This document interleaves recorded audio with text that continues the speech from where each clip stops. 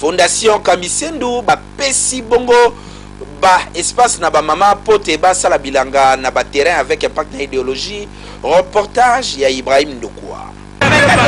Bandeko ya Fondation Jean Kamisendu oyo kumba makana mama Agathe Kamisendu présidente na yango avec impact na idéologie.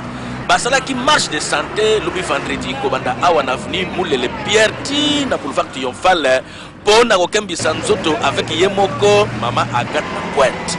Simanango mbala moko awa na ferme na bango ya Menkao na commune ya Nsele esika mama Agathe Kamisendu akutana kino mama mpote akabole na bango mapele de façon que basala kabilanga pour na lutter contre la pauvreté.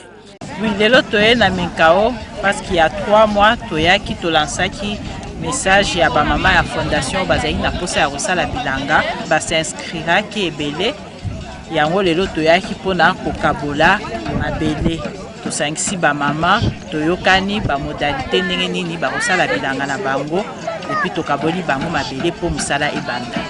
Ba mama obalingi kokota na fondation il faut baya ba continuer koya ebele biso na fondation tozo sala musala tozo participer na développement ya mwasi tolingi mwasi afanda kaka à ne rien faire te tolingi nde baya ebele pour qu'ensemble to se développer to sala musala. Ndeko ya Congo awa ko mama Agathe Kamisendu présidente ya Fondation Jean Kamisendu a bandibo na idéologie ya kopesa ba mama mabele poete balo na bilanga nzala eko sila na bakisasa oyo parce que mabele nde mokonzi terrible.